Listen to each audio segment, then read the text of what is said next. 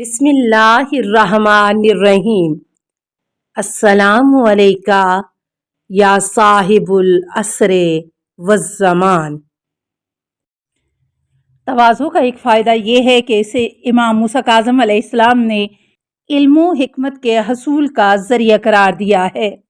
آپ علیہ السلام فرماتے ہیں کذالک الحکمت تامر فی قلب المتواضع ولا تامر فی قلب المتکبر الجبار لأن اللہ جعل التواضع علۃ العقل وجعل التکبر انہ الجہل۔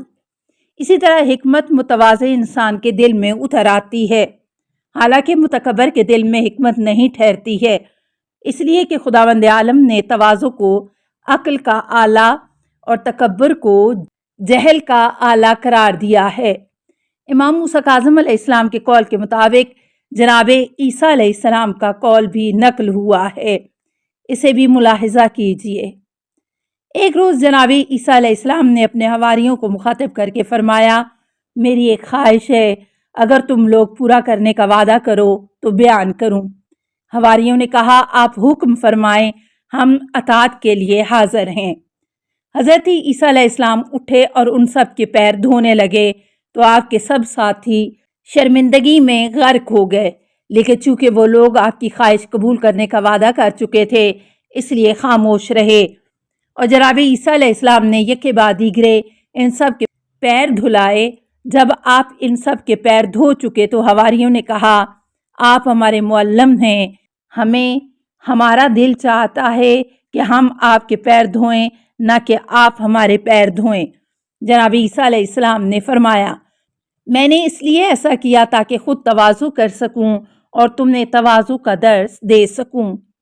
تم بھی جب میرے بعد لوگوں کو تعلیم و ہدایت دینا تو تواضع کو اپنا شیوا بنانا، اور یہ جان لو کہ بنیادی طور پر حکمت تواضع کی زمین پر پھولتی پھلتی ہے، نہ کہ تکبر کے ذریعے، بالکل ویسے ہی جیسے سبزہ زار نرم زمین پر اگتا ہے، نہ کہ سخت اور پتھریلی زمین پر۔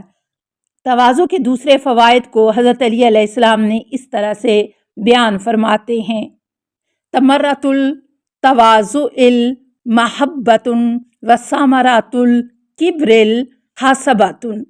تواضع کا نتیجہ دوستی اور تکبر کا نتیجہ دشمنی ہے۔ نیز آپ علیہ السلام فرماتے ہیں، التواضع یکسبک السلام۔ تواضع تمہارے لیے سلامتی کا باعث ہے۔ آپ ہی سے منقول ہے کہ التواضع یکسوک المحبۃ۔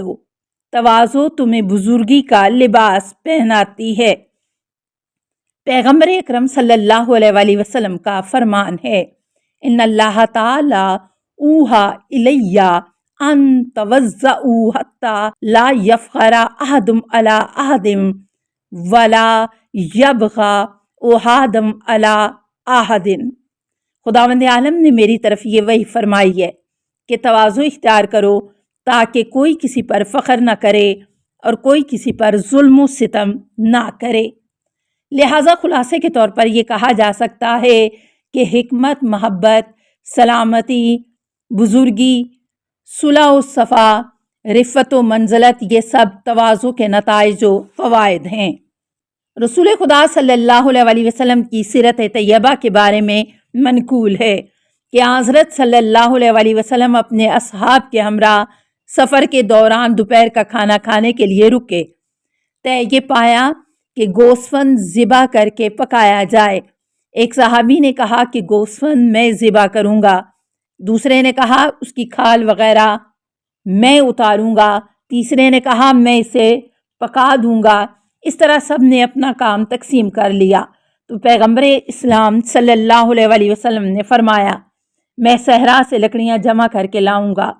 اصحاب نے یک زبان ہو کر عرض کیا، یا رسول اللہ، آپ زحمت نہ فرمائیں، آپ کے بدلے ہم خود یہ کام کر لیں گے۔ حضرت صلی اللہ علیہ وآلہ وسلم نے فرمایا، میں جانتا ہوں کہ تم سب کام کر لو گے، مگر خدا کو یہ بات پسند نہیں ہے کہ وہ اپنے بندے کو اس حالت میں رکھے کہ بندہ خود کو اپنے ساتھیوں سے برتر ممتاز قرار دے۔ چنانچہ حضرت صلی اللہ علیہ وسلم جنگل کی طرف چلے گئے اور کافی مقدار میں لکڑیاں جمع کر کے لے آئے۔ امام حسن عسکری علیہ السلام نے فرمایا ہے، من توضع فی الدنیا لاخوانہ وہو عند اللہ من الصدقین ومن شیعت علی ابن ابی طالب حقا، جو اپنے بھائیوں کے لیے دنیا میں تواضع کرے گا وہ خداوند عالم کے نزدیک صدیقین اور حضرت علی علیہ السلام کے سچے شیعوں میں شامل ہے۔ ایک دوسرا واقعہ سیرت امیر المومنین علیہ السلام سے متعلق ہے۔ ایک روز دو آدمی حضرت علی علیہ السلام کے مہمان ہوئے، جن میں سے ایک باپ اور دوسرا اس کا بیٹا تھا۔ جب وہ لوگ آئے تو آپ علیہ السلام نے کھڑے ہو کر ان کا استقبال کیا اور انہیں صدر مجلس میں جگہ دی اور خود ان کے سامنے بیٹھ گئے۔ پھر کھانا لایا گیا، سب نے کھانا کھایا۔ کھانے کے بعد جناب کمبر تشت اور تولیہ لائے اور مہمان کا ہاتھ دھلانا چاہتے تھے کہ امیر المومنین علیہ السلام اٹھے اور کمبر کے ہاتھ سے لوٹا لے لیا تاکہ مہمان کے ہاتھوں پر خود پانی ڈالیں۔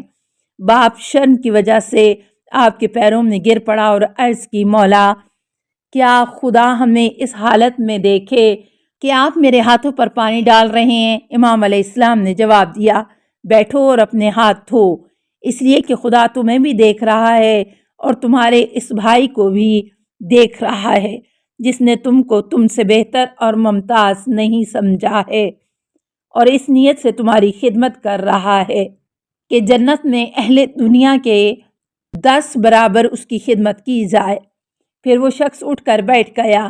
امام علیہ السلام نے فرمایا، میں تمہیں اپنے حق کی عظمت کی قسم دیتا ہوں جس سے تم واقف ہو اور اس کی بنا پر میرا اتنا احترام کر رہے ہو، اور اس تواضع کی قسم جو تم نے خدا کے سامنے کی ہے جس پر خدا تمہیں اجر دے گا، اور اس چیز کی قسم کہ جس کی وجہ سے خدا نے مجھے تمہاری خدمت پر آمادہ کیا ہے اور اس کا شرف بخشا، تم اسی اطمینان و سکون سے بیٹھ کر ہاتھ دھونا جس طرح اس وقت دھوتے جب کمبر پانی ڈالتے۔ تب حضرت علیہ السلام نے اس کے ہاتھوں پر پانی ڈالا اور مہمان نے اپنے ہاتھ دھوئے۔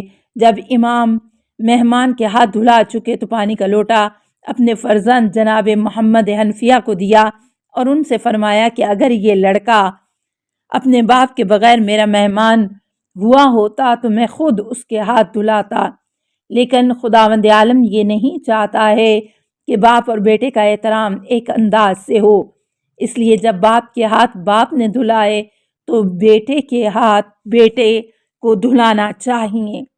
تب جناب محمد حنفیہ نے اس لڑکے کے ہاتھوں پر پانی ڈالا اور اس نے اپنے ہاتھ دھوئے۔ امام حسن عسکری علیہ السلام اس واقعے کو نقل کرنے کے بعد فرماتے ہیں، السلام علیکہ یا صاحب العصر والزمان، الامان الامان الامان من فتن الزمان، السلام علیکہ یا خلیفۃ الرحمن، السلام علیکہ یا امام الانس والجان، السلام علیکہ یا مظہر الایمان، السلام علیکہ یا شریک القرآن، السلام علیکہ یا قاطع البرہان، السلام علیکہ یا امام زماننا ھذا اجل اللہ فرجک وسہل اللہ مخرجک وظہورک، السلام علیکہ ورحمۃ اللہ۔ اللہم صلی علی محمد و آل محمد۔